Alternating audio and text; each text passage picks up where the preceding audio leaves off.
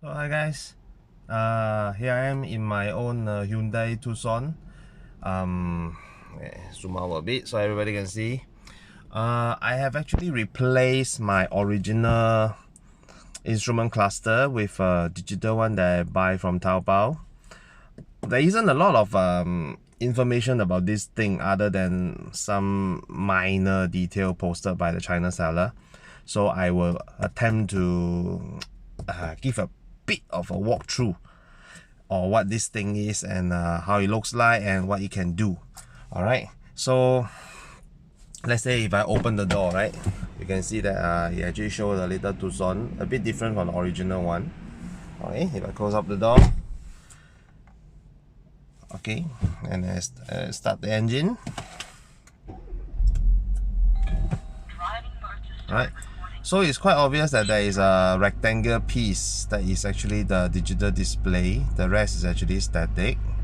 Alright, all these are the Optitron part.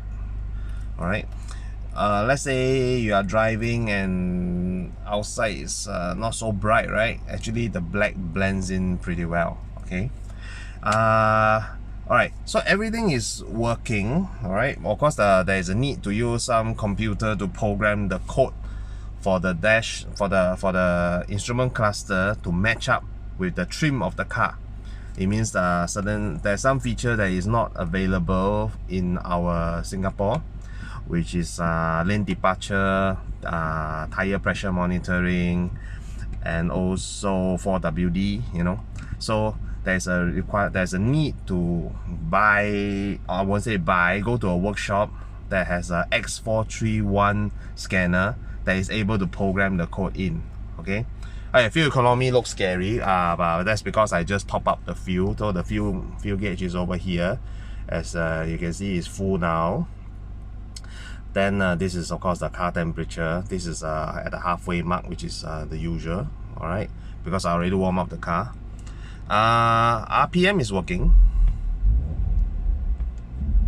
All right, so as for this one, today I will just be showing stationary.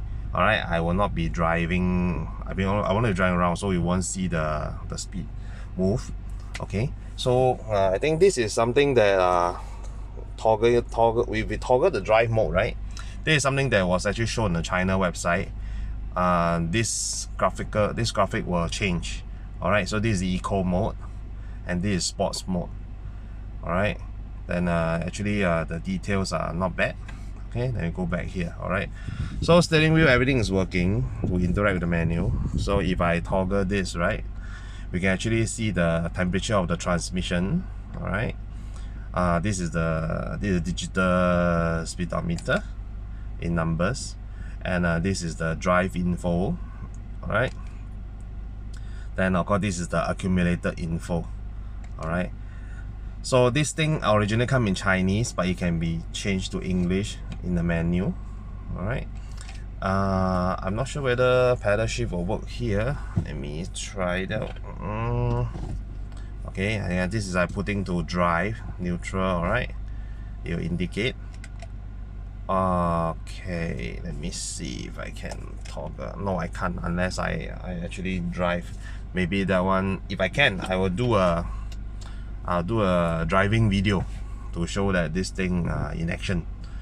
All right, menu wise, driver assistant, actually there isn't anything that this thing can do more than our original cluster, other than making it a little bit more aesthetically more pleasing.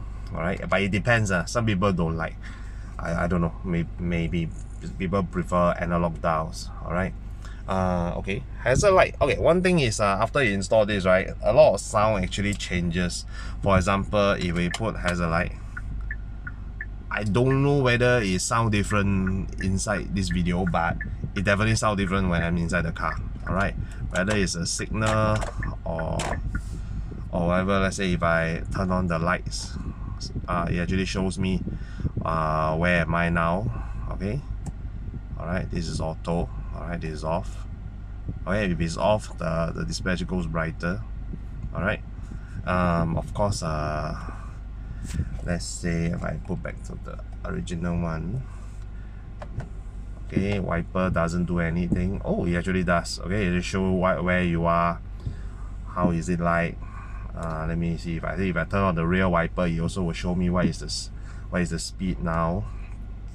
Okay, so oh, my wiper is still on. All right, so I turn it off. Okay, let's go back to the menu. Then here you can toggle the language.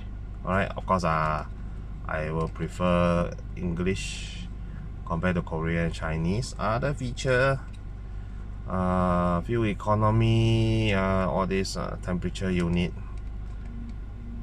I think it pretty much stays from where I last set it. Alright, after I change it, basically the behavior of the car still remained the same. I didn't have to do anything. Alright, convenience. Okay, they are all turned on.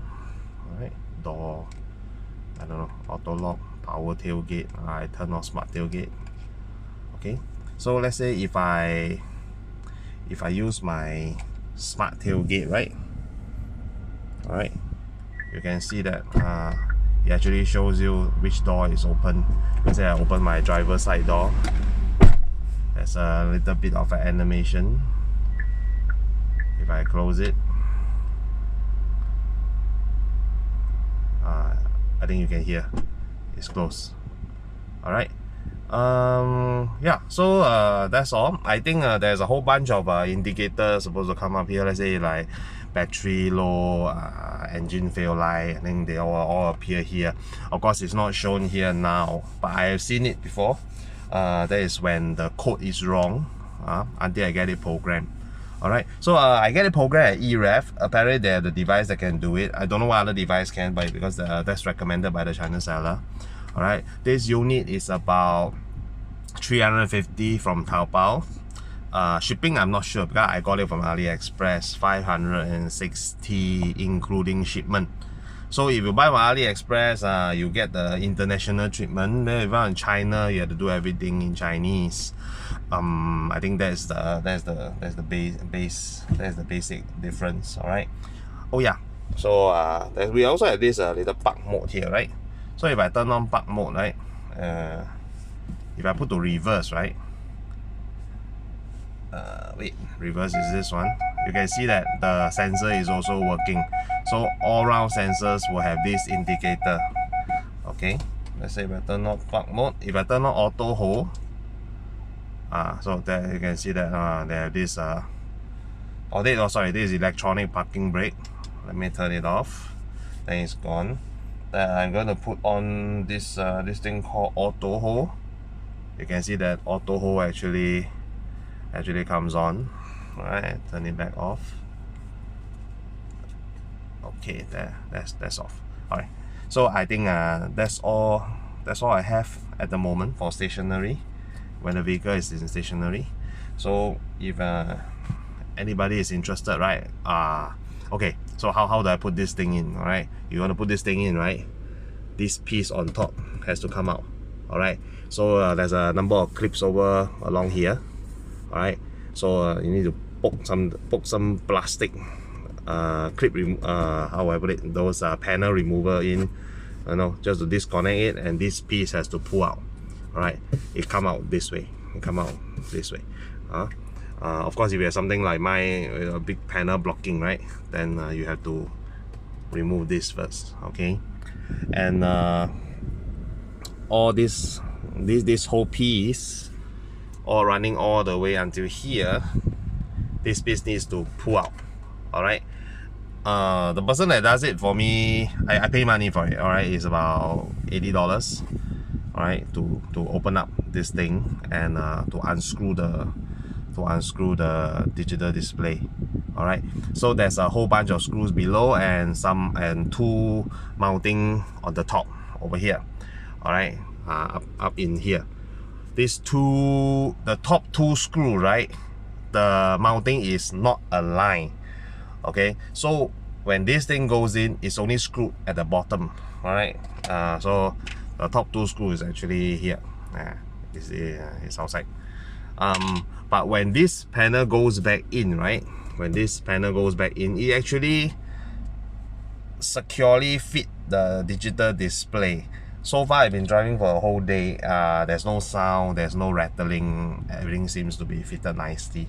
Okay, so only the bottom screws are being secured. The top two alignment is off, so there's no way you can screw it. The alignment is off in such a way that it cannot be corrected unless you break something or glue it back. So that's how so we have to leave it as that. Okay, I got nothing to show you up there. It's all fitted back. Alright, so anybody interested, anybody and any technical question, you can just ask me. Alright, if I have the time and I have the gear, maybe I will do a on the go video. Alright, thanks for viewing.